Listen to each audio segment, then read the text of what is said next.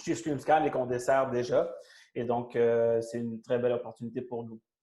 Donc, avant de rentrer dans le vif du sujet, je veux parler de StreamScan. Donc, StreamScan, on est une entreprise de Montréal, en fait, et on est spécialisé en cybersécurité opérationnelle et aussi en gestion de cyberattaques. Donc, on est mandaté par des entreprises, souvent d'assurance, en fait, pour intervenir dans des cas de cyberattaques au Québec.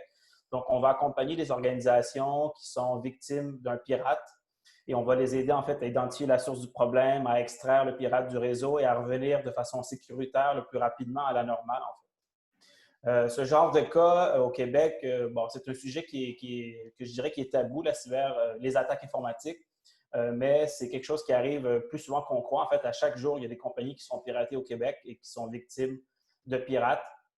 Et de faire ce type de travail-là, ça nous donne une perspective quand même qui est unique sur les problèmes de sécurité des PME, sur la source justement les vecteurs d'attaque que les pirates vont utiliser. Donc, ça nous permet de pouvoir aider nos clients à avoir une approche pragmatique et de se concentrer sur la sécurité, une partie de leur sécurité qui leur permet de rehausser justement leur sécurité rapidement. Donc, aujourd'hui, on travaille avec plusieurs entreprises dans le domaine manufacturier et on travaille aussi également avec des agences gouvernementales que je vais présenter par la suite. Donc, on va desservir les organisations souvent en service conseil et aussi on a une offre de service qu'on appelle la détection réponse gérée, en fait, qui consiste à surveiller l'infrastructure de clients en temps réel afin de détecter les attaques qui vous ciblent et de vous donner des recommandations rapidement pour pouvoir corriger les problèmes, corriger les tentatives d'attaque qu'on voit dans les réseaux. On travaille aussi en collaboration avec la GRC. On a travaillé aussi avec le Centre de télécommunications du Canada, en fait, le Centre de sécurité de télécommunications et le FBI. On a aidé avec notre travail, on a réussi à démanteler un réseau de pirates américains qui ciblait en fait des sites web francophones. Et donc, on a pu collaborer en fait pour pouvoir arrêter le groupe de criminels. Si vous voulez avoir plus d'informations, on va vous partager après la présentation un lien. Vous allez pouvoir lire l'étude de cas en fait, qu'on a faite sur cette activité-là en fait. Donc, cybersécurité, donc les attaques informatiques. Donc, pourquoi on a voulu aborder, présenter, démystifier, c'est quoi les conséquences des cas de cyberattaque? C'est parce qu'on croit que c'est important qu'une organisation, que surtout que les décideurs d'entreprise et les personnes qui sont affectées à la cybersécurité dans une organisation comprennent en fait d'où viennent les problèmes et quels sont les risques. Si on ne comprend pas c'est quoi les impacts que ça peut avoir sur notre organisation, si on ne comprend pas c'est quoi les vecteurs, c'est quoi les problèmes qui sont en place dans notre organisation, c'est très difficile de mettre en place les bonnes solutions pour pouvoir diminuer les risques qu'on se fasse pirater. Donc, aujourd'hui, on va vous présenter des cas réels et ensuite, on va vous présenter des exemples de coûts financiers reliés à une attaque informatique. Puis on va finir par vous donner des recommandations sur comment on peut commencer à mettre en place une stratégie pour rehausser notre cybersécurité. Donc, je dis souvent que la cybersécurité, ça commence par poser les vraies questions, des questions qu'on n'a pas l'habitude de se poser en cybersécurité. Donc, pour tous les décideurs d'entreprise qui nous regardent en ce moment, bon, je vais commencer par une mise en situation. Donc, imaginez que vous êtes en route vers le bureau aujourd'hui et que vous recevez un appel téléphonique et on vous dit écoutez, la ligne de production est paralysée, les courriels ne fonctionnent plus, les téléphones ne fonctionnent plus, on s'est fait pirater et on nous demande une rançon de 150 000 pour pouvoir avoir accès à notre entreprise, en fait. Et donc là, la question qu'il faut se poser, est-ce qu'on est prêt à payer ce genre de montant-là et jusqu'à où on est prêt en fait, à mettre de l'argent pour pouvoir récupérer nos données? Parce qu'il faut savoir que dans un cas de cyberattaque, ça devient très dynamique. Donc, on se ramasse dans une situation où on est pris en otage, en fait, et on perd plus souvent qu'autrement tout notre levier de négociation parce qu'on se retrouve paralysé. Et donc, il y a des décisions qui vont devoir être prises par des décideurs d'entreprise pour pouvoir repartir l'organisation.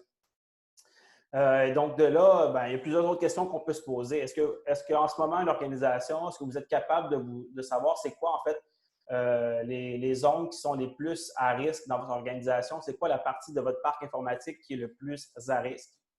Une autre question qu'on peut se poser aussi, est-ce que je suis capable de fonctionner sans mon réseau informatique? Les organisations ne se rendent pas compte aujourd'hui, mais en fait, elles sont totalement dépendantes de leur infrastructure. Donc, il suffit d'enlever un morceau, puis on ne peut plus fonctionner, donc l'entreprise se retrouve paralysée.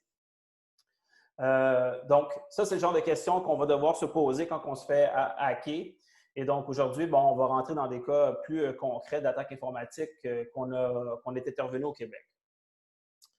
Donc, quelques cas au Québec de piratage. Donc, le cas numéro 1, je l'appelle le cas des backups mal implémentés. Donc, c'est une entreprise, une soixantaine d'employés. On n'a pas d'équipe de sécurité en place. On a un directeur TI qui s'occupe de la cybersécurité.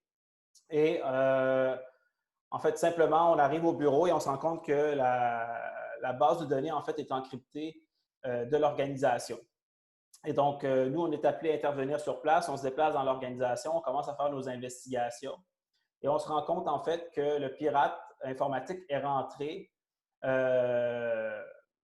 par un service web qui était disponible sur Internet à partir de l'extérieur. Donc, ce genre d'attaque-là, c'est très commun. Donc, un pirate informatique va trouver souvent un service que vous avez en place dans l'organisation qui permet de faire du travail à distance. Et donc, ces services-là, qui sont une porte, en fait, qui donne accès à votre organisation de l'extérieur, ont souvent des problèmes de sécurité, sont mal configurés, et donc, c'est possible de rentrer. Et donc, le pirate trouve le mot de passe, rentre dans l'organisation. Autre fait intéressant, c'est que le mot de passe qu'il a trouvé, en fait, c'est le mot de passe de l'administrateur du réseau informatique. Et c'est le même mot de passe qui est utilisé aussi pour la console qui gère l'antivirus. Donc, le pirate va se promener dans le réseau et il va désactiver l'antivirus. Et donc, à partir de ce moment-là, l'antivirus n'a plus aucune fonction, ne fait plus son travail. Et donc, c'est possible de lancer un virus pour pouvoir infecter les machines et pouvoir encrypter, en fait, les bases de données. Et donc, ce qui m'amène à mon prochain point, c'est que souvent, les organisations pensent que les backups, c'est un plan B, en fait, dans l'organisation, que ça va pouvoir les sauver s'ils sont piratés, qu'ils vont pouvoir revenir à la normale. Mais ici, les backups sont mal implémentés dans l'organisation, c'est-à-dire que le pirate réussit à les atteindre et réussit à les encrypter. Et donc, même si on a des backups, ici, ça ne fonctionne pas. Donc là, l'entreprise nous dit, bien, je n'ai pas de problème, j'ai des backups qui sont déconnectés, donc on va pouvoir aller les chercher. Et donc, on repart en une mission, en fait, pour aller chercher les backups qu'on réussit à aller chercher, qu'on fait venir, en fait, d'une autre ville. Je dirais, on fait venir de Toronto, puisqu'ils sont là-bas, et on les fait venir. Et on se ramasse dans une situation, oui, on a les backups entre les mains, parfait, on les a, mais il y a un autre problème qui fait qu'on ne peut pas les implémenter rapidement dans l'organisation. En fait, il y a un problème qui fait que ça va avoir pris 2 semaines pour pouvoir mettre les backups en place. Et donc, un cas d'attaque informatique, en fait, ça fait sortir tous les problèmes de l'organisation qu'on ne connaît pas ou qu'on décide souvent de ne pas corriger, qu'on repousse. Et c'est là qu'en fait que ça fait augmenter les coûts de la facture d'une cyberattaque. Donc, encore une fois, on a des mesures en place de sécurité, mais sont mal implémentées et ça fait augmenter le coût de la facture d'une cyberattaque. Ensuite, je vais passer au deuxième cas. Donc, cas numéro 2, donc une compagnie impartiteur non sécurisée. Donc, souvent, dans les organisations manufacturières, qu'est-ce qu'on voit? C'est qu'on travaille avec des parties tierces qui ont accès à notre infrastructure puis qui gèrent certains modules, certains IoT dans le parc informatique. Donc, on a été appelé à intervenir dans une compagnie manufacturière, une centaine d'employés. Et donc, dans le réseau informatique de cette organisation-là, il y avait un IoT qui servait en fait à contrôler le chauffage à distance et le parti tierce pouvait faire de la maintenance sur cette IoT-là à distance. Le problème, c'est que le IoT en question était sous la supervision du parti tierce et cette compagnie-là n'appliquait pas des règles de sécurité de base. Et donc, l'IoT en question avait un mot de passe par défaut, qui est le mot de passe du manufacturier, qui est accessible dans le guide d'utilisation de l'IoT, qui est souvent le mot de passe qu'on va dire admin ou mot de passe, justement. Et donc, le pirate a réussi à identifier cette machine-là, IoT, à se connecter avec le mot de passe par défaut. Et à partir de cette machine-là, il a réussi à escalader ses droits dans le réseau informatique et à pouvoir prendre le contrôle de l'infrastructure. Et donc, ça, c'est un autre cas ici où on se rend compte, en fait, que même si notre organisation à nous fait des efforts, essaie de sécuriser, mais que, un impartiteur qui travaille avec nous ne fait pas ses efforts, ou on ne va pas valider qu'il fait ses efforts, ben on se retrouve à être victime, on se retrouve à subir les conséquences de l'attaque informatique, même si on n'est pas directement lié au IoT, par exemple. Mais je vais rajouter ici que dès qu'une machine est dans votre réseau, ça devrait être votre responsabilité d'assurer la sécurité parce que c'est vous qui va subir les conséquences si vous faites hacker. Et donc là, on se retrouve dans le cas d'attaque où on a une rançon de 50 000 $ qui est demandée. On a des lignes de production paralysées pendant une vingtaine d'heures. On a des serveurs, en fait, qui sont inopérables, qu'il va falloir réinstaller. Et on a perdu des données. En fait, il y a des données qu'on ne pourra pas aller chercher à cause de l'attaque. Donc, on va perdre des données. Et donc, ces données-là, il va falloir, en fait, aller les rentrer à la main. Donc, il va y avoir des coûts associés pour récupérer ces données-là. Donc, on va devoir payer quelqu'un pour les taper une fois de plus à la main. Donc, qu'est-ce qu'on peut retenir de ces cas-là? Donc, première chose, qu'est-ce qu'il faut comprendre, c'est que les outils de sécurité traditionnels, c'est plus suffisant. Donc, l'antivirus, le firewall, c'est ce qu'on voit le plus souvent dans les organisations. Ça a fonctionné un certain temps. Ça avait sa fonctionnalité était correcte il y a quelques années, mais aujourd'hui, les pirates ont innové. Ils trouvent des façons de contourner ces outils de sécurité-là. Et donc, si une organisation reste avec les mêmes pratiques et les pirates, eux, innovent et trouvent des nouvelles façons de pirater, bien, on se ramasse avec un gap et c'est par là que les hackers vont rentrer, en fait. Et donc, on se retrouve maintenant, aujourd'hui, c'est qu'est-ce qu'il faut se rendre compte, c'est qu'il faut constamment rester à jour sur les nouvelles méthodes de piratage et sur les capacités de détection de notre organisation si on veut être capable de se défendre des pirates informatiques. L'autre chose qu'il faut comprendre, c'est que les pirates affectent tout type d'organisation. Donc, souvent, on va entendre « Ah, ben, j'ai rien à voler » ou « Il n'y a personne qui veut me pirater ». Ben, c'est pas comme ça que ça fonctionne. Donc, les pirates, eux, en fait, plus souvent, ont des serveurs qui automatiquement vont scanner le web et ils vont chercher des failles. Et ces failles-là vont être utilisées, en fait, pour pirater l'organisation. Donc, il suffit que vous ayez des problèmes et la majorité des organisations ont des problèmes qui sont accessibles, des problèmes de sécurité qui sont accessibles sur le web. Et donc, les pirates, il suffit qu'ils finissent par trouver la faille et qu'ils vont essayer de l'exploiter. Donc, ce n'est pas rien de personnel, ce n'est pas personne qui vous vise. C'est vraiment une question que c'est une statistique, en fait, de se faire pirater. Et, bon, je vais en parler un peu plus loin, mais les derniers chiffres qu'on avait vus par Statistique Canada, c'est qu'environ 25 % des organisations, des PME, avaient été victimes d'une cyberattaque en 2017. Donc, le risque est très important. Il faut comprendre que tout le monde est à risque de se faire pirater, que tout le monde peut être une cible potentielle. Ensuite, il faut comprendre aussi qu'on peut avoir des outils de sécurité en place, mais si ces outils-là sont mal implémentés par manque de connaissances ou manque d'expertise, bien, ça devient un outil qui est inefficace, en fait. Et donc, trop souvent, on voit des organisations qui ont des outils en place, mais justement, il y avait un problème de configuration qui fait que l'outil pouvait être désactivé ou que l'outil ne voyait pas la totalité de l'information qu'il pourrait voir dans l'organisation. Ensuite, l'autre point aussi qu'on se rend compte qui est important, c'est qu'il faut comprendre que la sécurité, il faut que ça parte de la haute direction. Donc, la sécurité, ça descend, ça part d'en haut et ça descend. Ce n'est pas le contraire, ça ne va pas partir d'en bas et ça va remonter, en fait. Donc, trop souvent, on voit que la sécurité, les questions autour de la sécurité, plutôt quand on arrive dans une entreprise qui s'est fait pirater, la direction, en fait, est inconsciente du niveau de sécurité, de qu'est-ce qui se passe. Elle est toujours surprise qu'il y a eu une attaque parce que, justement, il y a un manque de compréhension du problème, il y a une déconnexion, en fait. Donc, la cybersécurité, ce n'est pas juste une question de IT, c'est vraiment une question de l'organisation en général et ça affecte toutes les sphères de l'organisation. Donc, tout le monde doit être sensibilisé à la cybersécurité et la meilleure façon, c'est que ça parte d'en haut et que ça descende ensuite. Donc, c'est quoi les impacts pour une organisation qui se fait pirater? Donc, bon, il y a plusieurs impacts. L'entreprise peut être paralysée, il peut y avoir des pertes de données. Ensuite, très souvent, en fait, on va perdre des employés clés. On ne se rend pas compte, mais il y a des employés qui vont quitter après l'attaque informatique. Souvent des employés dans le domaine TI. Pourquoi? Parce qu'il y a un bris de confiance entre la haute direction et l'équipe TI. Donc, on va vouloir changer d'organisation pour ne plus avoir cette tension-là qui règne constamment après l'attaque informatique. Ensuite, bien sûr, des pertes financières. Il peut y avoir aussi des pertes de clients. Donc, souvent, en fait, quand l'organisation est piratée, il y a un client au bout qui est affecté. Et donc, ce client-là, en fait, ben, il peut subir des pertes financières à cause de vous. Et donc, il va vouloir se détacher de ce risque-là. Souvent, il va profiter pour aller voir ailleurs. Ensuite, il va y avoir des coûts associés au changement dans le parc informatique. Donc, quand il y a une attaque informatique, ben, on relève plusieurs problèmes de l'organisation. Donc, il va falloir mettre à jour certaines parties du parc. Et donc, ça va demander des investissements considérables pour pouvoir éliminer les failles de sécurité qui sont identifiées. Ensuite, on peut avoir des frais associés avec des litiges avec des clients.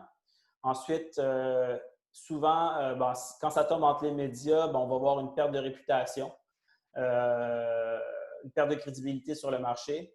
Et finalement, dans des cas extrêmes, oui, c'est possible. Il peut y avoir fermeture de l'organisation qui n'arrive pas à se relever après une attaque informatique, en fait, parce que les frais sont trop importants.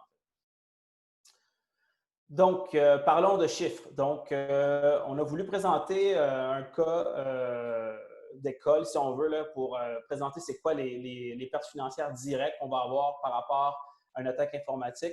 Donc, si on prend les frais, donc les frais pour l'équipe de réponse aux incidents, il y a les frais pour la consultation informatique, donc les consultants qui vont devoir venir sur le terrain pour pouvoir remettre le système en place. Pour rétablir le réseau informatique. Ensuite, souvent, on a des heures supplémentaires parce qu'on va travailler après les heures de bureau, la fin de semaine, pour s'assurer que le réseau revienne le plus rapidement possible à la normale. On peut avoir des frais pour payer la rançon. On peut avoir des pertes d'équipements informatiques et de données. Et ensuite, des pertes de production. Donc, on a voulu faire un cas simple ici où on n'a pas pris tous les pertes financières, mais les plus importantes pour que vous puissiez voir un scénario avec des chiffres réels qu'on a vus au Québec. Donc, on prend une entreprise manufacturière avec un chiffre d'affaires d'environ 20 millions, une entreprise qui va être paralysée pendant 24 heures ouvrables avec une dizaine de serveurs. Donc, si on part avec qu'il faut payer la rançon. Bon, la rançon, on va partir avec une rançon qui est relativement petite, 50 000 OK? Ensuite, l'équipe de réponse aux incidents, les frais, habituellement, quand nous, on est déployé, on peut dire qu'une facture raisonnable de service, ça va être autour de 60 000 pour nos services. Ensuite, l'équipe TI qui va devoir remonter le parc informatique, l'environnement informatique. Souvent, pourquoi il y a des frais TI? C'est parce que l'organisation, la PME, peut-être n'a pas l'expertise à l'interne. Elle a, oui, un directeur TI, un sysadmin, mais elle a besoin d'expertise externe pour pouvoir accélérer, en fait, la remise de l'environnement en place. Donc, 40 000 pour ces frais-là. Ensuite, il faut changer d'équipement, donc une dizaine de serveurs, 2 000 par serveur pour pouvoir les remonter. Ensuite, perte de production. Donc, ici, on a fait un calcul simple où on a pris 20 millions, on l'a divisé par le nombre de jours ouvrables et on l'a multiplié par 3, ce qui donne à peu près 240 000 de perte de production en 3 jours. Et ensuite, des frais d'avocat, de recrutement aussi, on va avoir par la suite pour aller chercher des ressources qu'on a besoin liées à l'attaque. Il faut savoir aussi que les frais d'avocat peuvent être très importants aussi parce que dans le cas où votre organisation se fait pirater puis on perd des données personnelles, donc vous avez des données de carte de crédit par exemple, et donc vous allez devoir mettre un avocat pour savoir qu'est-ce que vous devez faire à l'intérieur de la loi parce que souvent vous allez devoir informer les personnes, les personnes qui ont eu des données volées dans votre organisation en fait. Donc, on parle environ de 450 000 pour les frais reliés à une attaque informatique. Donc, ça peut monter très, très rapidement. Donc, on peut imaginer ici si la production est arrêtée pendant plus que 3 jours, 4, 5 jours, ce qui est possible, bien, les frais vont exploser en fait. Donc, en résumé, qu'est-ce qu'il faut retenir en fait ici? Qu'est-ce qui est important pour vous? C'est que les attaques informatiques, ça fait partie de la réalité des PME. Le nombre d'attaques est en augmentation. Le nombre de problèmes dans les organisations, puisque souvent, il n'y a pas d'investissement qui est fait, sont en augmentation. Et donc, on se ramasse à avoir des entreprises qui sont de plus en plus vulnérables.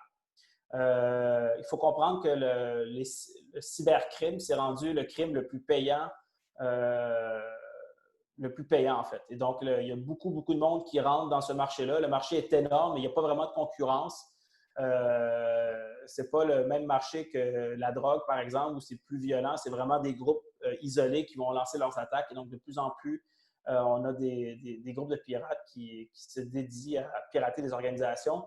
Et le Canada, en fait, est une cible de choix parce qu'on est malheureusement reconnu pour ne pas avoir dans les meilleures pratiques de cybersécurité et pouvoir, en fait, payer les frais liés à une attaque informatique. Les organisations canadiennes sont prêtes à payer, ont les moyens de payer. Donc, on a une cible de choix, en fait. Ensuite, l'autre chose qui est importante de retenir, c'est que les décideurs d'entreprise doivent adopter une stratégie de minimisation des impacts. Donc, il faut passer en mode passif et devenir proactif, en fait. Si une organisation ne fait pas ça, elle augmente considérablement ses risques de se faire pirater. Et la plupart des organisations, je dirais la majorité, en fait, des organisations qui vont faire de la sécurité de façon sérieuse, ils vont partir de l'idée qu'on va se faire pirater. Ça va arriver. Et donc, l'idée, c'est comment je peux me préparer, comment je peux diminuer les risques, comment je peux diminuer l'impact, mais je ne peux pas éviter de me faire pirater. Donc, l'idée, c'est comment je peux juste étirer les espaces entre les moments que ça arrive et diminuer mes risques et mes charges financières liées à une cyberattaque. Donc, le plus important, c'est que si on veut faire de la sécurité de façon sérieuse, ben, il faut changer notre compréhension de la perspective qu'on a par rapport à la cybersécurité. Il faut changer son mindset si on veut avoir une cybersécurité qui va être fonctionnelle et de qualité dans l'organisation. Donc, sur ce, maintenant qu'on sait c'est quoi les risques, maintenant qu'on comprend c'est quoi les risques financiers, la prochaine question, c'est OK, qu'est-ce qu'on doit faire? Et donc, pour répondre à cette question-là, en fait, je vais laisser Karim, qui est le chef de la cybersécurité chez StreamScan, expliquer quelles sont les avenues pour pouvoir rehausser la cybersécurité dans une organisation, dans une PME. Karim? Oui, merci Frédéric. Bonjour à tous et à toutes. En fait, une fois qu'on connaît les différents problèmes, donc les défis en matière de cybersécurité, et qu'on veut rehausser son niveau de sécurité, il faut définir une stratégie.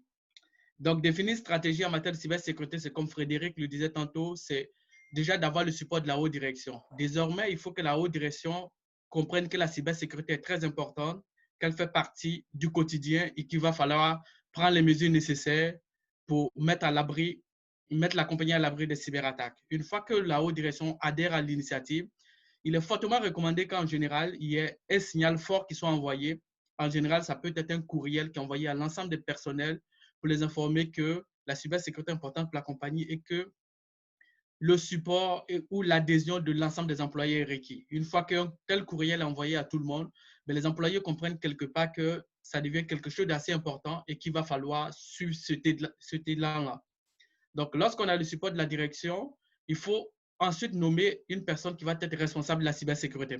Grosso modo, c'est une personne dans la compagnie, idéalement quelqu'un de la haute direction, qui va porter ce chapeau-là, qui va aussi être imputable. Donc, il va revenir à cette personne-là de s'assurer qu'en tout temps, ce qui est requis en interne comme élément de cybersécurité soit mis en place et puis que cette personne aussi suive les mesures de contrôle qui sont mises en place et qu'elle s'assure de manière régulière via des audits que les exigences de sécurité sont respectées. Une fois qu'on a quelqu'un qui porte ce chapeau, il va falloir maintenant définir la stratégie de cybersécurité de la compagnie, donc le cadre de gouvernance de la sécurité. Page suivante. Pour définir le cadre de gouvernance de la cybersécurité, il faut savoir qu'il y a plusieurs cadres de sécurité qui existent. Puis, dépendant de votre secteur d'activité, certains cadres sont applicables ou non. Par exemple, pour les compagnies qui sont dans le domaine du commerce en détail, qui utilisent par exemple des données des cartes de crédit, que ce soit pour des transactions en ligne ou à travers des magasins, vous avez la norme PCI DSS qui a été créée par Visa, Mastercard, qui indique quelles sont les différentes bonnes pratiques de sécurité qui doivent être mises en place pour des compagnies qui font des transactions via des cartes de crédit. Et aussi, dépendant des secteurs d'activité, certains normes vont s'appliquer. Par exemple, tout ce qui est dans le domaine minier, en général, on constate que c'est la norme CIS sécurité qui est appliquée. Puis, dans le domaine manufacturier, généralement, vous avez la norme NIST qui revient assez souvent. Grosso modo, le NIST, c'est une norme qui a été créée par le gouvernement américain qui a défini des bonnes pratiques de sécurité qui s'appliquent pour tout ce qui est administration ou entité qui rentre dans le giron du gouvernement fédéral américain. Et aussi pour les compagnies qui font affaire sous-traitant, par exemple, du gouvernement américain, qui accèdent, par exemple, à des données qui sont considérées comme étant des données non classifiées, mais dont la sécurité est quand même importante. On a la norme NIS 800-171 qui est appliquée. Puis, on arrive depuis on va dire depuis 3 mois, on a la norme CMMC qui est apparue aussi, qui est grosso modo une norme qui, pour toutes les compagnies qui sont des sous-traitants avec le gouvernement américain, ben, cette norme a été créée pour s'assurer que ces compagnies-là prennent à cœur la cybersécurité et qu'elles s'appliquent aussi à rehausser le niveau de sécurité de l'infrastructure. Et en général, ça va être des compagnies qui sont des sous-traitants du ministère de la Défense. Donc, pour le CMMC, vous avez plusieurs niveaux de sécurité. Donc, par exemple, le niveau 1 qui consiste à mettre en place des règles vraiment très basiques en matière de sécurité. Et le niveau 2 du CMMC correspond par exemple à la norme NIS 800-171. Puis pour toutes les compagnies qui auront respecté ces règles-là, ben à la fin, il y a un processus de certification qui existe qui va faire en sorte que vous allez faire venir un auditeur qui va venir vérifier vos installations, qui va s'assurer que les règles de sécurité que vous avez appliquées correspondent aux exigences du département de la Défense américaine. Et puis par conséquent, ben, ça peut être utile pour vous. Déjà, vous montrer au ministère de la Défense américaine que la sécurité vous tient à cœur. Puis en plus, ça va vous créer de nouvelles opportunités d'affaires. On a aussi la norme ISO 27001 qui, cette norme-là, c'est la plus reconnue au niveau international. Donc, c'est une norme qui a été créée par ISO dont le siège est en Suisse. Et puis, l'idée derrière, c'est d'arriver avec des bonnes pratiques de sécurité qui sont reconnues universellement, qui peuvent s'appliquer dans le contexte de n'importe quelle entreprise. Donc, si vous appliquez la norme ISO 27001 et que vous faites par exemple affaire avec des compagnies en Europe, en Asie, en Afrique, en Amérique du Sud, ben, à partir du moment où cette norme-là elle est reconnue de manière internationale, ben, vous n'avez pas à vous battre pour les expliquer, pour appliquer des règles de sécurité, ben, tout le monde la reconnaît de facto. Donc, il vous revient, en fonction de votre secteur d'activité, de choisir quelles sont les différentes normes qui s'appliquent à vous. Mais vous allez aussi aller au-delà parce qu'en plus de ces normes, vous avez aussi des obligations légales, réglementaires ou contractuelles qui peuvent s'appliquer à votre contexte. Par exemple, si vous collectez des données concernant des citoyens de l'Union européenne, vous avez la norme GDPR qui s'applique. Si vous utilisez par exemple des données, des renseignements personnels des Canadiens, vous avez une autre norme du fédéral qui s'applique. Au niveau provincial, vous avez une autre norme. Et par exemple, les compagnies manufacturières qui sont par exemple dans le domaine des appareils médicaux, ben, si vous commercialisez vos produits aux États-Unis, vous avez la FDA qui a d'autres règles de sécurité qui s'appliquent. Donc, il vous revient dans l'application de votre stratégie de cybersécurité d'identifier quelles sont les différentes normes, obligations légales et réglementaires qui s'appliquent à vous, puis ensuite choisir le meilleur cas de cybersécurité qui s'applique à votre contexte. Donc là, en fait, on va voir un exemple de norme qui est très appliqué aujourd'hui, notamment dans le domaine manufacturier, c'est le NIS. Grosso modo, le NIS, ici, identifie plusieurs éléments que vous devez appliquer. Donc, la bonne nouvelle, c'est que vous ne partez pas de zéro, vous avez un ensemble de points. Vous avez ensuite à prendre chacun de ces points-là et à les éclater, voir exactement qu'est-ce qui correspond aux différentes spécifications de ces points-là. Puis vous les appliquez, et puis une fois que vous les appliquez, vous êtes conforme à la norme. Donc, concernant tout ce qui est organisation de la cybersécurité, ce que le NIS dit, c'est que pour qu'une compagnie ait une sécurité qui soit efficace, il va falloir mettre en place une structure organisationnelle en interne. Ça suppose qu'on va déterminer qui est le leader en matière de cybersécurité, quelles sont les différentes parties prenantes, par exemple pour chaque équipement, qui est le propriétaire de l'équipement en question, qui va s'occuper de la gestion opérationnelle de la sécurité, qui va s'occuper du volet légal, par exemple de la propriété des données. Et dans cette structure organisationnelle, on s'attend à ce qu'à la fin, vous ayez une politique de cybersécurité qui soit créée. Puis cette politique, évidemment, elle doit être approuvée par la haute direction qui va ensuite être communiquée à l'ensemble des personnels pour les informer quelles sont les orientations à court, moyen et long terme de la compagnie en matière de cybersécurité. Le deuxième élément du NIS, c'est la gestion des biens. Donc, en fait, lorsque les pirates vous attaquent, en général, ils se renseignent. Ils essaient de voir qui vous êtes, dans quel secteur vous êtes, qu'est-ce que vous avez comme données de valeurs qui pourraient les intéresser. Donc, il vous revient en interne aussi de savoir quelle est la valeur des données que vous avez, ce qui vous permet de savoir déjà est-ce que c'est des données qui sont intéressantes pour des pirates ou est-ce que c'est des données, par exemple, qui vont intéresser des gens qui veulent faire de l'espionnage. Donc, on va fortement vous recommander d'identifier toutes les données que vous avez en interne. Est-ce que vous avez des données de cartes de crédit? Est-ce que vous avez des données de production quelconque? Est-ce que vous avez des renseignements personnels ou d'autres types de données? Vous allez les identifier. Ensuite, essayer de déterminer quel est leur niveau de classification. Ça suppose que vous essayez de déterminer est-ce que ce sont des données qui ont un niveau de confidentialité élevé, moyen, ou est-ce que c'est des données qui peuvent être accessibles à l'ensemble de la population sans qu'il y ait des impacts sur votre compagnie. Pour vos lignes de production aussi, il va falloir les classifier en fonction de leur niveau de disponibilité. Ça suppose ici que vous déterminez pour chacun de vos lignes de production, est-ce que si l'équipement, par exemple, tombe en panne pendant 2 heures ou pendant une journée, est-ce que c'est acceptable pour vous? Donc, en fonction de l'importance de la disponibilité des équipements, ça va vous montrer quelle est la valeur réelle de l'indisponibilité de ces équipements suite à une cyberattaque. Si vous avez une ligne de production qui, supposons que si elle est disponible pendant 24 heures, vous perdez, on va dire, 100 000 $, ben ça suppose derrière que vous devez prendre les moyens nécessaires pour éviter que cette ligne tombe en panne suite à une cyberattaque. L'autre élément qui est très, très important, c'est connaître les principaux risques de sécurité qui peuvent vous cibler. Donc, vous devez faire un exercice qui va consister à identifier minimalement le top 10 de vos principaux risques de sécurité. À ce propos, on le sait aujourd'hui, les ransomware sont l'un des principaux risques qui ciblent toutes les compagnies. Donc, vous avez déjà un risque. Vous avez les risques d'hameçonnage aussi qui sont de plus en plus importants. Vous avez les risques d'exfiltration de données. Donc, on en a 3 déjà. Dépendant toujours du contexte, dans des entreprises, vous pourrez en avoir d'autres qui vont s'appliquer. Dans certains cas, par exemple, dans le domaine pharmaceutique, on a le risque d'espionnage qui actuellement est très, très fort. Dans d'autres cas, ça peut être le risque d'attaque par déni de service qui peut paralyser vos systèmes.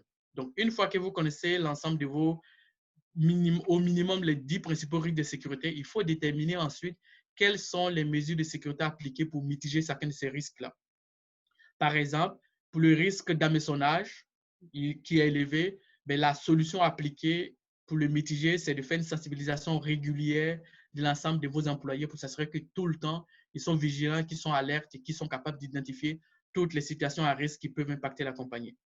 L'autre élément important du NIST aussi, c'est le contrôle d'accès au réseau. L'idée ici, c'est de s'assurer que seules les personnes autorisées peuvent avoir accès à votre réseau. Ça suppose qu'on crée des comptes nominatifs pour les utilisateurs. Donc, on ne va pas utiliser des comptes qui sont générés. Chaque personne qui accède à votre réseau doit être identifiée de manière unique.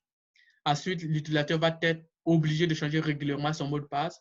Et lorsque l'utilisateur quitte la compagnie, on va rapidement désactiver ses accès pour éviter que, pour diverses raisons, il puisse encore avoir accès à votre réseau.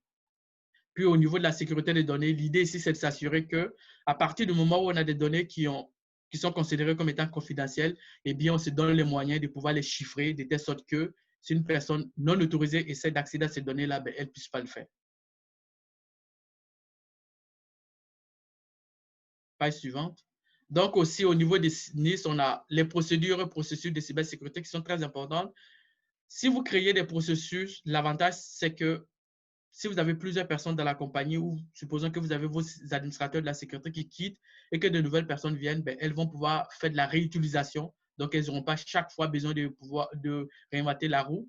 Donc, l'idée ici, c'est d'avoir des processus qui sont clairs, précis, qui sont réutilisables sans que les employés aient à se poser trop de questions.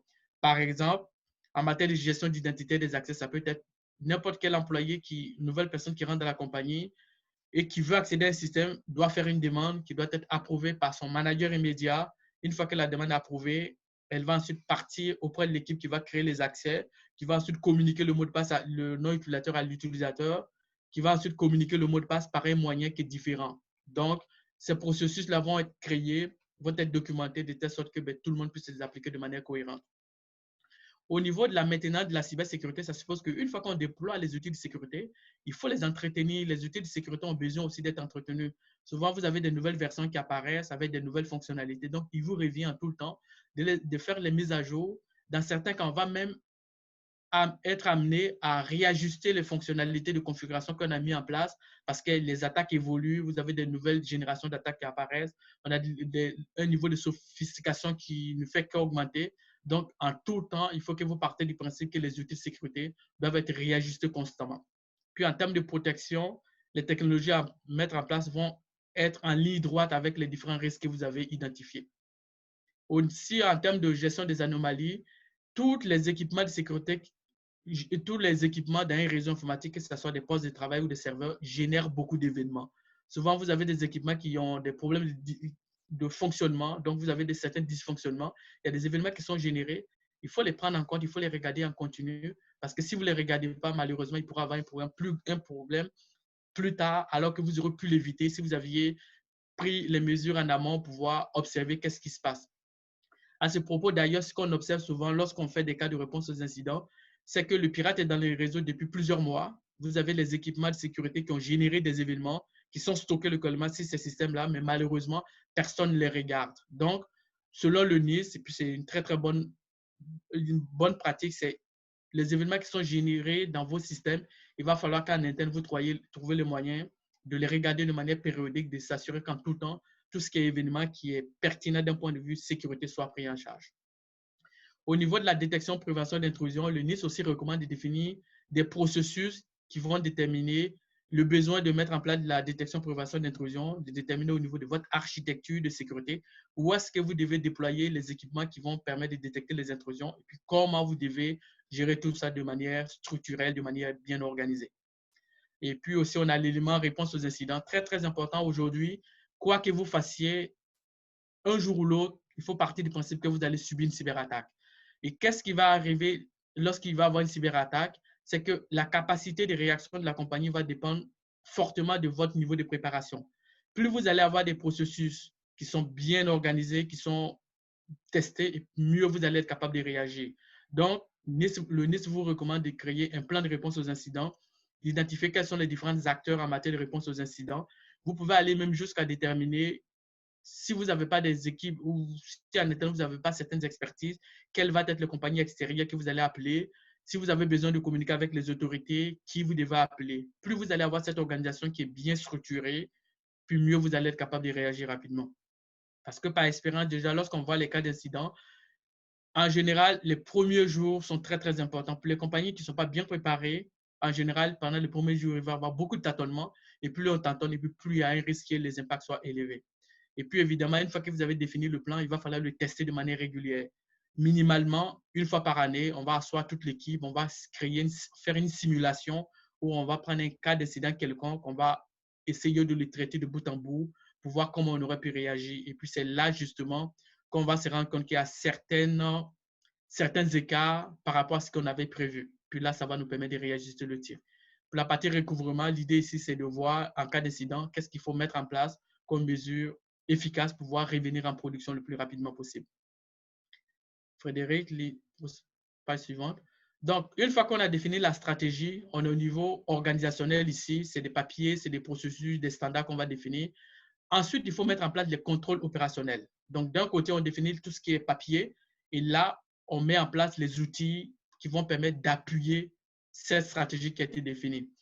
L'élément le plus clé ici, c'est on est dans une dynamique où on part du principe qu'on va subir les cyberattaques. On va être capable de pouvoir détecter les cyberattaques très, très rapidement, pouvoir réagir.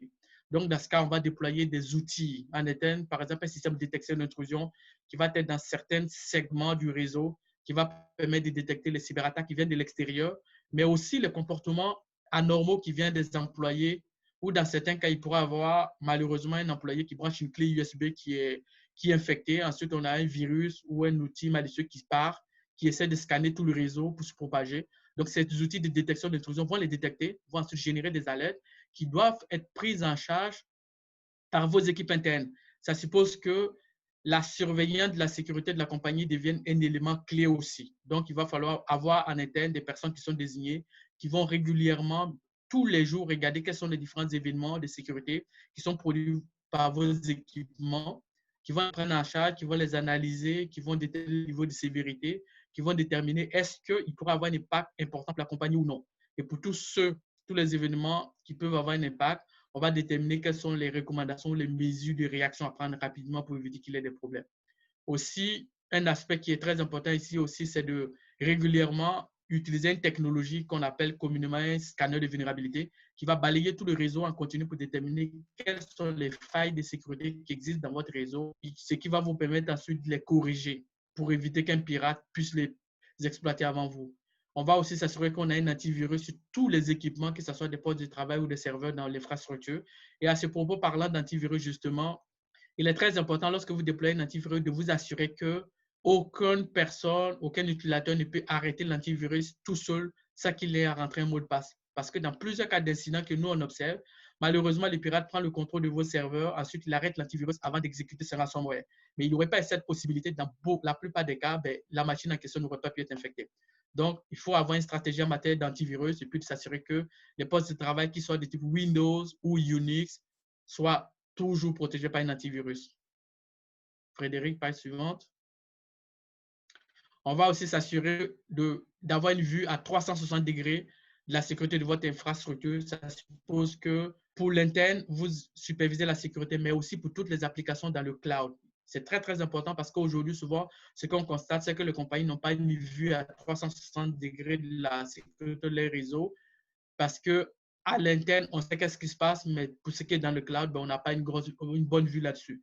Donc, il vous revient, lorsque vous acquérez des services dans le cloud, ou même des systèmes dans le cloud, d'appliquer des règles de sécurité. En général, on va réutiliser les règles de sécurité qu'on a en interne et on va s'assurer que votre fournisseur du cloud applique les mêmes règles. Donc, vous allez avoir ensuite une sécurité qui est cohérente, ce qui va vous permettre de gérer votre sécurité de manière beaucoup plus efficace. Au niveau contrôle d'accès aussi, aujourd'hui, on le sait tous, utiliser un nom utilisateur et un mot de passe pour se connecter au système informatique n'est pas suffisant. Parce que dans plusieurs cas, vous avez des outils malicieux qui existent qui peuvent permettre de lancer des attaques qui vont essayer de deviner les mots de passe dans votre réseau. Et une fois qu'ils le trouvent, le pirate peut prendre le contrôle de votre réseau. Donc, de plus en plus, on va vous recommander d'aller vers ce qu'on va appeler l'authentification forte. Donc, vous allez, lorsque vous essayez de vous connecter, vous allez rentrer votre nom utilisateur, votre mot de passe. Ensuite, vous allez recevoir un courriel ou sur votre téléphone intelligent, vous allez recevoir une chaîne de caractères, un token que vous allez rentrer qui va vous permettre ensuite de valider votre authentification. Pour la partie support à mobile sécurisé, ça suppose que tous les USB, tous les disques durs externes ou internes, il va falloir vous assurer en tout temps qu'ils sont sécurisés. Donc, si vous êtes dans un contexte où vous avez un défi en matière de vol de propriété intellectuelle ou de données sensibles, il va falloir que, par exemple, vous désactivez tout ce qui est clé USB sur les machines, que vous n'utilisez que des supports qui sont autorisés en interne. Aussi, pour ce qui est de la sécurité des appareils mobiles, aujourd'hui, plusieurs employés utilisent leurs propres terminaux pour se connecter à votre réseau.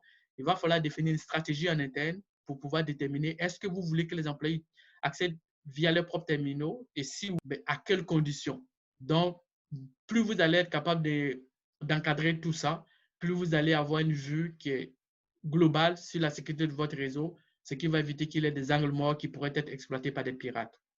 Aussi, un élément qui est très, très important ici, c'est la sensibilisation des employés. On sait aujourd'hui, à travers les statistiques, à travers ce que nous, on observe lorsqu'on moniteur la sécurité des réseaux, c'est que pratiquement 90% des attaques s'appuient sur l'humain. Donc, plus vous allez sensibiliser vos employés aux défis de la cybersécurité, notamment l'hameçonnage ou tout ce qui est partage de mots de passe, et plus vous allez être capable de renforcer votre sécurité. Donc, vous devez définir une stratégie en matière de sensibilisation des employés. Idéalement, une fois par semestre, vous allez sensibiliser tous les employés et puis vous devez observer aussi ce qui se passe sur le marché. Si vous avez des nouvelles générations d'attaques qui apparaissent, qui s'appuient sur l'ingénierie sociale, c'est de profiter de ce genre de situation pour sensibiliser vos employés pour que tout le temps, ils restent alertes, pour que tout le temps, ils sont vigilants. On va aussi leur recommander de rapporter auprès de l'équipe de sécurité tous les cas qu'ils constatent qui pourraient être des cas qui sont peut-être liés à des activités malicieuses.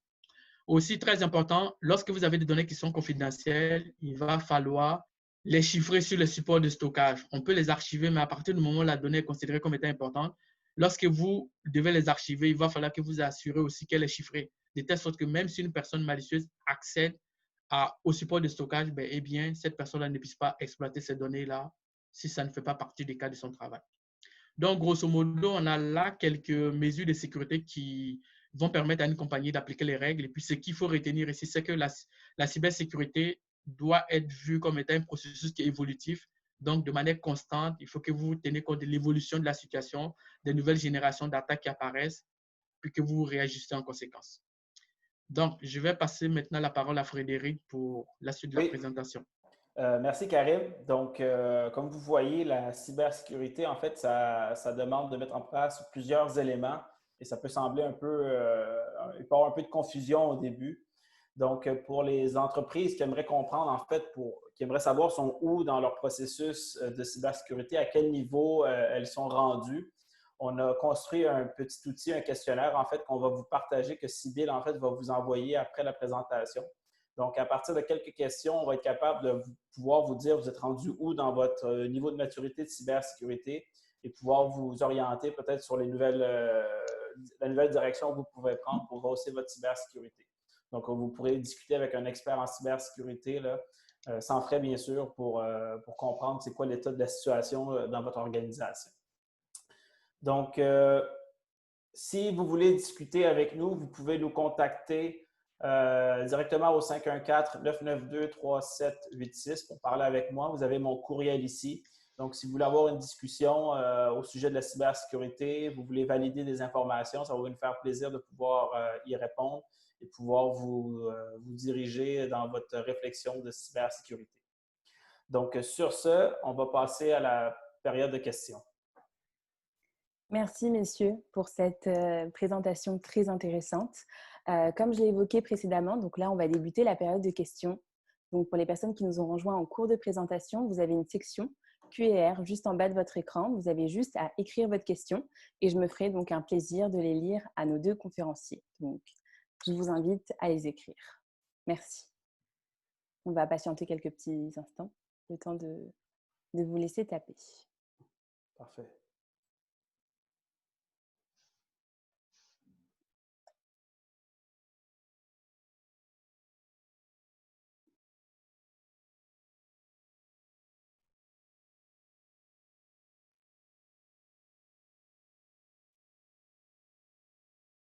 N'hésitez pas, hein, c'est le moment de poser vos questions.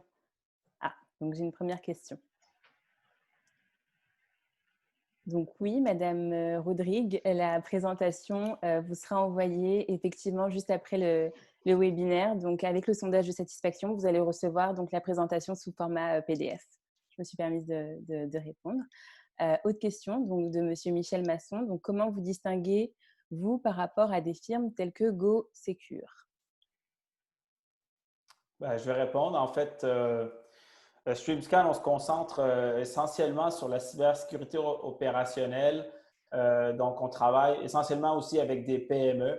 Donc, on ne travaille pas avec des grandes organisations, je dirais, bon, de notre point de vue. Donc, on va travailler avec des organisations de 200, 300, 400, 500 employés.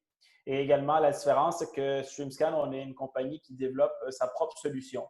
Donc, quand on va gérer la sécurité de nos clients, en fait, c'est notre outil qu'on déploie, c'est notre technologie.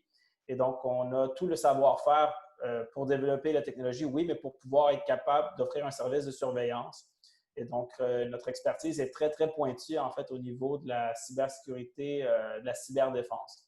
Donc, notre équipe de développeurs, elles sont aussi des pirates informatiques. Donc, on prend tout le savoir qu'on acquiert à travers nos interventions dans des compagnies qui sont piratées, notre équipe de recherche et développement, et on met tout ça dans notre technologie qui nous permet d'offrir une solution intégrée à nos clients pour pouvoir surveiller leur infrastructure.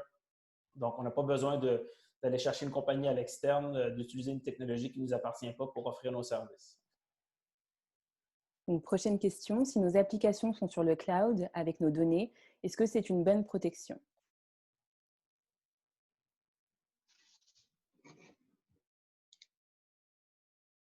Karim? Oui. Attends, je vois la question. Je peux la répéter? Oui, oui, s'il te plaît. Parfait. Un petit instant. Donc,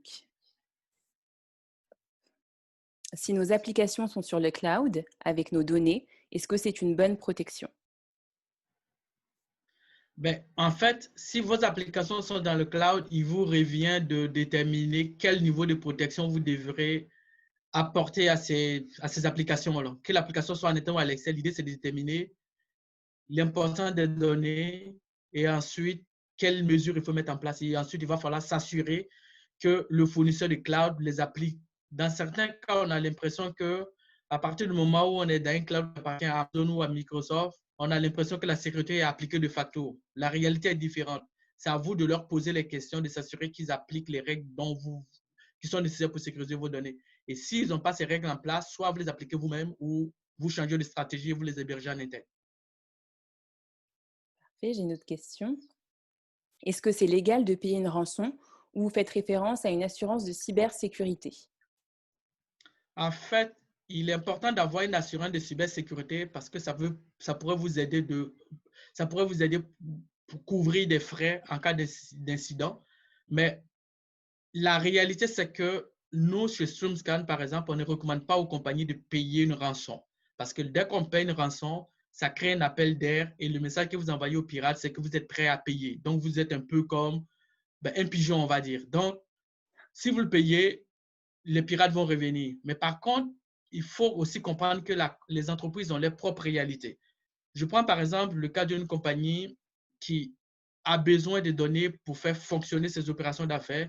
Et si ces données sont chiffrées par le pirate et qu'elle n'a pas de backup, ben cette compagnie est prise d'une situation qui est très, très difficile où soit elle refuse de payer la rançon et elle est obligée de reconstruire ses données à partir de zéro, ce qui peut prendre plusieurs mois, ou elle accepte de payer la rançon pour pouvoir revenir rapidement en production. Donc, ça va être une décision business en général. Puis si on pense que c'est la meilleure option qui s'applique pour la compagnie, ben on va payer la rançon. Ce n'est pas légal, mais c'est à la compagnie de décider si elle pense que c'est important pour pouvoir recouvrir ce système et revenir en production le plus rapidement possible. Prochaine question. Donc, quel est le pourcentage du chiffre d'affaires moyen investi dans la cybersécurité dans une entreprise manufacturière? En fait, je dirais en matière de pourcentage, le plus important ici, c'est de commencer par identifier quels sont les différents risques de sécurité qu'on a. Si vous déterminez, par exemple, que votre ligne de production, si elle tombe en panne pendant 24 heures, ben, vous allez subir une perte, par exemple, de 100 000 $. C'est à vous ensuite de déterminer est-ce que vous êtes prêt à l'accepter. Si vous partez du principe que vous êtes prêt à l'accepter, ben, vous n'êtes pas obligé d'investir. Mais si vous partez du principe que vous êtes prêt, cette ligne, si elle s'arrête, il pourra avoir des impacts majeurs sur vous. C'est ensuite en fonction de la valeur de l'arrêt de la ligne de production que vous devez déterminer jusqu'à combien vous pouvez aller pouvoir faire réussir le niveau de sécurité. Donc, aujourd'hui, il y a des chiffres qui existent sur le marché. On parle du principe qu'une compagnie qui veut, ou du moins c'est une compagnie pour laquelle la cybersécurité est importante, on s'attend à ce qu'elle investisse au minimum autour de 10% de son budget TI en cybersécurité. Mais après, le reste, ça va dépendre du niveau de confort de la compagnie en fonction des risques. On en voit, par exemple, celles qui sont dans le domaine des infrastructures critiques essentielles, notamment dans le domaine de la défense, qui vont investir jusqu'à 20% ou 25% parce que pour elles, si un bris de sécurité survient, ben, ça peut être tout simplement la fin de leur compagnie. Prochaine question. Quel genre de questions doit-on poser à nos fournisseurs de cloud afin de vérifier qu'ils répondent aux requis de cybersécurité? En fait, l'élément clé ici, c'est que vous, en interne, vous devez déjà identifier quels sont vos requis en matière de sécurité.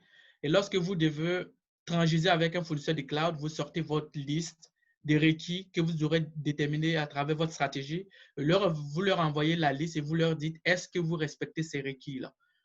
Donc, pour les compagnies qui n'ont pas encore cette stratégie en place, l'un des éléments, les points par exemple que vous pourrez demander à vos fournisseurs, c'est de valider déjà, est-ce qu'ils font régulièrement des tests d'intrusion? Si oui, est-ce qu'ils sont en mesure de vous communiquer le résultat des tests d'intrusion qu'ils réalisent? On pourrait leur demander aussi, est-ce qu'ils font de la gestion de vulnérabilité et quels sont les délais de réaction lorsqu'une vulnérabilité majeure est signalée dans l'infrastructure? On pourrait aussi leur demander de vous fournir un rapport des différents audits de sécurité qu'ils réalisent continuellement. Et en général, contrairement à ce qu'on peut penser, lorsque vous posez la question à vos fournisseurs, ben c'est déjà des choses qu'ils font. Ils ont même souvent des rapports qui sont disponibles sur leur site web. Et si vous leur posez la question, ben, ils vont vous donner le document en question. Par contre, lorsque vous essayez de travailler avec un fournisseur de cloud et que vous leur posez ces questions qui ne sont pas en mesure de vous communiquer, par exemple, le dernier rapport d'audit qu'ils ont réalisé, ben, commencez à vous poser des questions là-dessus. Ce n'est peut-être pas le meilleur choix pour vous. Prochaine question. Donc, comment puis-je évaluer ma sécurité rapidement? Si je devais choisir un point de sécurisation, quel serait le premier élément à mettre en place pour avoir un minimum vital? Le minimum, lorsque vous voulez vous sécuriser, c'est de vous donner les moyens d'avoir une vue globale des cyberattaques qui vous ciblent en continu. Donc, première chose à faire, on déploie un système de détection prévention d'intrusion dans les réseaux informatiques qui va détecter les cyberattaques qui viennent de l'externe, mais aussi de l'interne. Et après, on va dire une période de 1 mois, vous allez pouvoir établir une cartographie réelle de la situation des cyberattaques qui vous ciblent.